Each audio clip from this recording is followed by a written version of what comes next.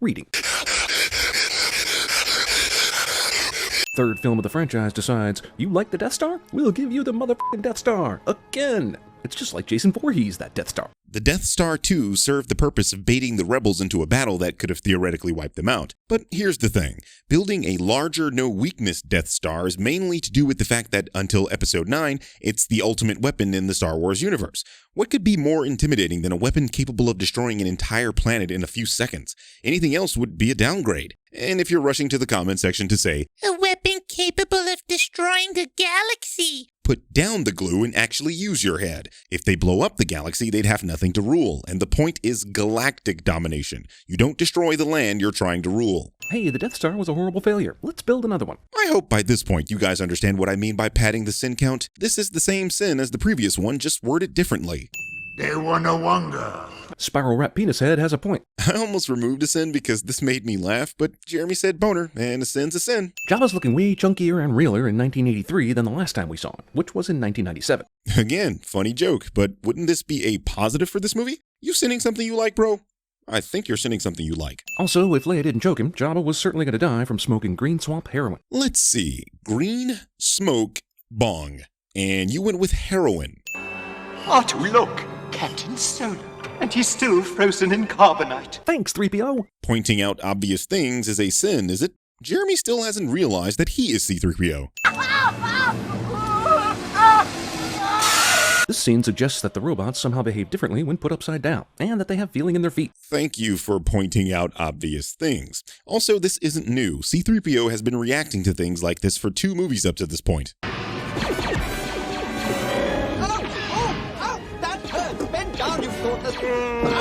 Remember, this is a fantasy film set in a galaxy far, far away. Our rules and logic simply do not apply here. Tatooine loves a different kind of superhero, the Heil Hitler Spider-Man. Don't you mean Hail Hydra.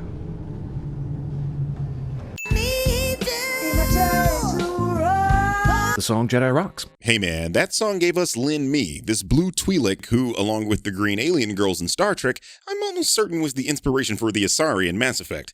I'm just saying, I need a bit of that Azure if you catch my drift. Everyone else had to lie their way in here, but somehow Lando is just f***ing here already, man. Deal with it. Okay, but in the previous sin, you just said... The plan here was to send 3 waves of troops. Droids, then Leia, Chewie, then Luke. When Luke is Jedi enough to not really need the help of any of the others? Makes for good cinema, sure, but as a military strategy, it's kind of stupid, considering every single person Luke sends ahead of him gets captured. So which is it? Did everyone Luke sent here get captured or not? Because it actually looks like Luke's plan was to get everyone in position, and Lando sure as hell doesn't look captured to me. Why does Jabba have wind chimes in a place where there is rarely wind? Looks more like a low-budget security system to me, and it clearly worked because the actual sin here is Leia's dumbass walking directly into it. Futuristic melting looks oddly like how melting might look on an Atari 2600. Don't you mean the PlayStation 1? Atari 2600 graphics were nowhere near this sophisticated. I mean, if I didn't tell you, you might not have even known this was porn. Trust me, if there is one thing that demonstrates the limits of your technology, it's porn. I agree that Leia's pretty hot, but how does Jabba, a giant snail/excrement pile, get turned on by human women? This is Star Wars. Clearly, the beings in this galaxy have gotten over the whole only hanging with your kind thing. What I'm saying is, they're not Korean Americans.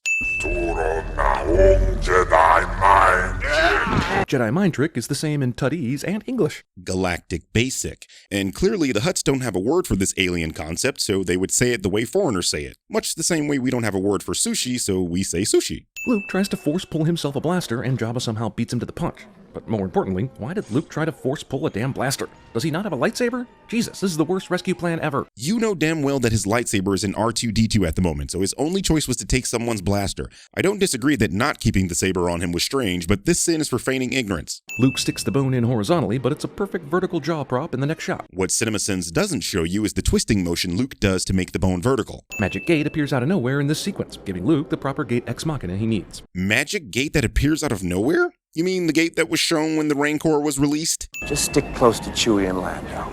Han should be freaking out at the mere mention of Lando, the dude that sold him out in the last movie. because he got sold out and then went to sleep and literally just got up a few minutes ago and should still fucking hate Lando. Han and Lando's relationship was already detailed in the previous film. Han punched him and Lando prevented his guards from beating him, revealing that he was undermining Darth Vader. At this point, he recognizes that Lando is attempting to save him. What more do you want? I've taken care of everything. Oh, great. Han acts like Luke isn't the guy who murdered the fucking Death Star. Jeremy acts like Han isn't the guy that saved Luke's ass so he could murder the fucking Death Star. This takes forever, and none of the bad guys kill Luke while he's flipping around or waiting for his lightsaber to fall in his hands. On the other end of this, why didn't Luke command that thing to come to him faster? First of all of this happened faster than anyone could react, and Luke did use the Force to bring his saber to him. This all looks slow because this movie was made in 1982. None of these assholes can aim or shoot at the same time. It's kinda easy to look like a Jedi Master when everyone else sucks. Again, this is Luke making them look bad because 1982. Boba Fett, a skilled bounty hunter, can't aim either. I agree, that shot was pretty sinful, but you just called Boba Fett Bubba Fett, and that's worth 5 sins, so I'll give you 4. Boba Fett, badass bounty hunter, goes out like a bitch. Well, we're not entirely sure Boba is dead. The Sarlacc takes 1,000 years to digest something, and due to his Mandalorian armor that I totally didn't say makes him a Mandalorian and was only trying to point out that he has Mandalorian armor, he could totally still be alive and make an appearance in The Mandalorian Season 2. Thanks for coming after me. Now I owe you one. In The Empire Strikes Back, Han tells Luke, That's 2 you owe me, Junior. but this is the first time Luke has done anything to return the favor, and suddenly Han has flipped the math where he owes Luke one? Oh, come on. Even a child could understand that Han is suggesting rescuing him from Jabba and permanently erasing his debt is worth more than the previous 2. When you're a regular-ass stormtrooper and you hear this laugh, don't you have second thoughts? When you're a CinemaSins subscriber and you hear this laugh,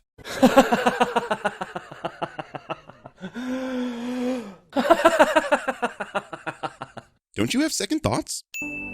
They're not ready for the burden, were you? Oh, come on, this is some nonsense here.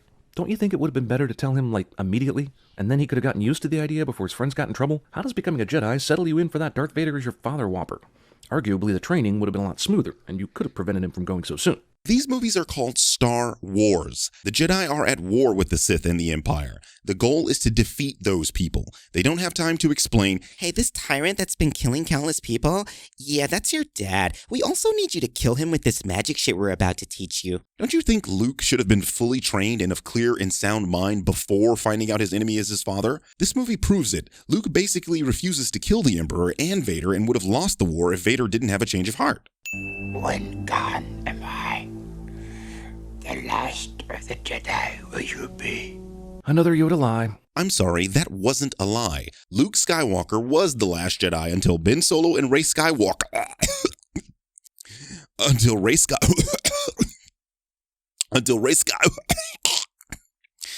Palpatine. He ceased to be Anakin Skywalker and became Darth Vader. So, symbolic technicalities prevented me from telling you the real truth. You can see how my hands were tied.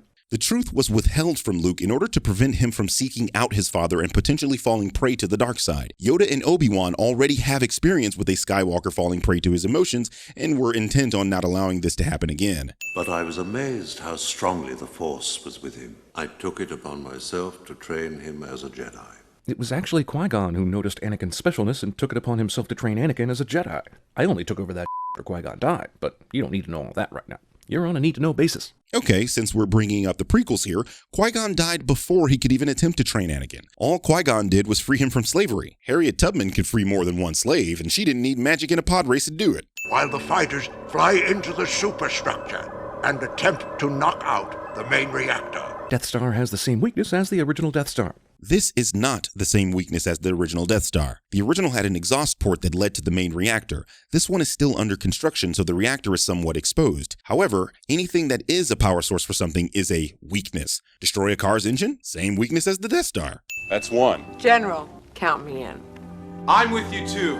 Where did this asshole come from, and how did he hear that? Does he even know what he signed up for? It could be a gangbang for all he knows. Jeremy thinks people talking really loudly should be inaudible to someone coming into a room. Also a cringy sexual joke in yet another video, except this time it's with twins. Yes, my master. The Emperor gives Vader orders and then immediately consults with 2 purple dudes we've never seen before and never see again, making me wonder if the purple dudes are somehow above the Emperor. The 2 purple dudes we've never seen before. Could we stop stop pretending that you even care who these people are. I mean, because if I told you these two are Sim Alu and Janice Grijada, Sidious's advisors, the knuckle-dragging idiots you call subscribers are going to yell, "But it wasn't in the movie!" First of all, movies do not have to explain every single intricate detail in the films. Otherwise, we'd be asking dumbass questions like, who tailors the Emperor's hoodie? Second, if the film wasted time explaining who these guys are, you'd either skip it or say the film was wasting time. Why do stormtroopers have different armor everywhere they go? It couldn't be anything to do with toys, could it? A stormtrooper's armor is based on their job. You know, sort of like how the military wear different clothing based on their current task. You want something to eat?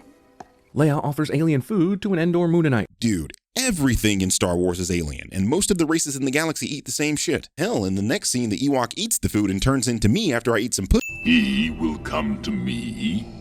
I have foreseen it. Even though I did not foresee that he was on the moon right now, but whatever. Once again, Jeremy is assuming the Force is supposed to make Force users all-knowing. Oh, and to clarify, in that last scene I was totally talking about pistachios. Literal Deus Ex Machina. Much closer than your usual misuse of this term, but still incorrect. There is no God in this machine. If Luke can do this, why can't he untie the ropes? Because Luke's plan is to gain the trust and assistance of the Ewoks, not to intimidate them. Princess Leia was a Wada Atu. C-3PO's story of Star Wars highlights how very little there is to Return of the Jedi. Mainly because there's time for this. All that stuff that happens in Jedi could have been settled in an hour, but Jabba the Hutt lasts nearly 40 minutes, and then they sandwich the Ewoks into this thing for even more exciting waiting around. But these elements of the story are Return of the Jedi. They are what make the movie the movie. You can do this with nearly any film if you want to be pedantic. The Wolf of Wall Street is a giant party movie until they catch his ass and force him to teach people how to sell a pin. The Force is strong in my family. My father has it. I have it. My sister has it. Damn, that took 2 minutes to get around to the crux of this story, and he still doesn't even come out and say it. Yes, he does. My sister has it. Yes. It's you, Leia. It's you, Leia. I know. Somehow, I've always known. Even during this scene, Leia wasn't responding to the fact they're twins, but her connection to the Force. the Death Star still has the same progress it did at the beginning of the movie. These assholes aren't doing jack to build the rest of it. Are you unaware how large the DS2 is? It's larger than the original, which took 20 years to build. They've made more progress than the construction on Crenshaw. I see you have constructed a new lightsaber. Your skills are complete. When did the lightsaber weaving class take place on Dagobah? Or do you just know how to make one after various Force-related activities? Luke goes to Obi-Wan's hut where he discovers his plans to build a new lightsaber. There is a deleted scene that shows this process and also shows him putting the saber into R2-D2. And don't give me that bullshit about deleted scenes don't count. The clear intention was to show him building it, but the scene was cut for pacing and length reasons. Indeed, you are powerful, as the Emperor has foreseen. There is never a realistic moment that we see where Luke becomes a badass Jedi. At the end of Empire, he was more mature, he'd seen some but not quite awesome yet. This movie is apparently set a whole year after the last one, although it's incredible to think that they waited that long to save Han. I guess in the meantime, Obi-Wan conducted ghost ops with Luke, but the movie wants him to be awesome right now, with no hint of the journey that got him to this place. That's nonsense. The reconstructed hand, the green lightsaber, him using the Force at an expert level, all these things point to Luke being much more advanced than he was previously. You'd have to be CinemaSins or their subscribers to not understand something this easy. It was I who allowed the Alliance to know the location of the shield generator. And part of that plan was hoping they would steal one of your ships so they could make it to Endor? How did you make that possible, or know it would happen? I find it incredible that you're asking this question. You've made many Star Wars videos asking why aren't the characters using the Force, and when presented with Rey's granddaddy explicitly stating he was using the Force, you ask, how is that possible? Strike me down with it. Give in to your anger. I really don't understand how he suddenly becomes a bad person if he kills Vader and the Emperor. The story requires them to die if the rebels are to win. So if Luke can't turn Vader, is he supposed to kill these guys with warm feelings? That's just it. Jedi kill out of a sense of justice or to protect, never because they are angry. Negative feelings cause Jedi to fall to the dark side. Making Luke kill him would effectively end the Jedi. Damn, why didn't they do this in the first place, rather than trying that hang glider rock drop bullshit from earlier? Probably because they were leading the AT-ST to this space so they could do this? I mean, do you think this kind of trap is just everywhere and can be sprung in any location? Use your aggressive feelings, boy. Let the hate flow through you. I still don't know how this takes... No. I don't care what silly reason you've come up with. Sending this scene with this line.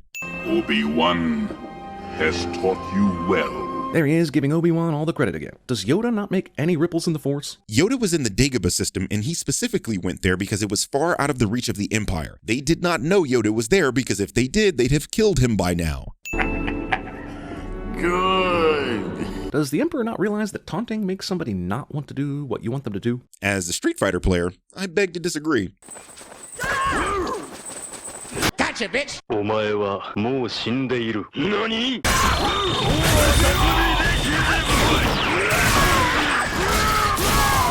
Now the hunt begins!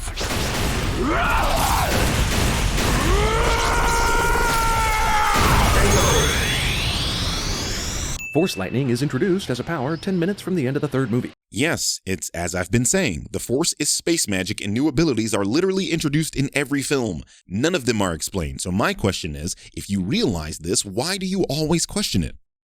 You, audience, I'm talking to you. With the rules set so strictly for Luke so that he can't kill these Sith Lords without turning to the dark side, with his only hope being able to turn Vader somehow, I can't imagine a scenario that's luckier, other than finding out that Leia is adopted. Luke can absolutely kill Vader and the Emperor. The issue here is that he doesn't want to. He wouldn't fall to the dark side if he kills these two. He just believes that his father still has good in him because he used to be a Jedi. It wasn't luck. It was his trust in the light side of the Force. Hey, that doesn't look like James Earl Jones. Hey, that doesn't look like a sin of the movie. I'm sure Luke wasn't on that thing when it blew. He wasn't. I can feel it. I can tell because Luke told me I had Force power, and now I can use that power without any training. And guess who else can use that power without any training? Every single Force-sensitive person ever. George Lucas doesn't resist the temptation to the dark side and defiantly puts Jar Jar Binks in the original f***ing trilogy. Okay, I actually agree with you here, but remember in your Batman v Superman video where I pointed out how you chose to not use the enhanced version of that film and use the inferior one? Yeah, this is the exact same thing, but in reverse.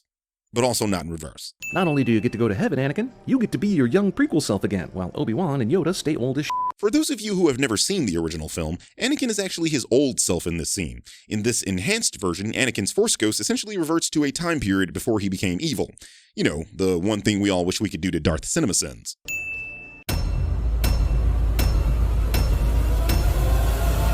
It's impossible. Luke Skywalker was able to build this in a cave!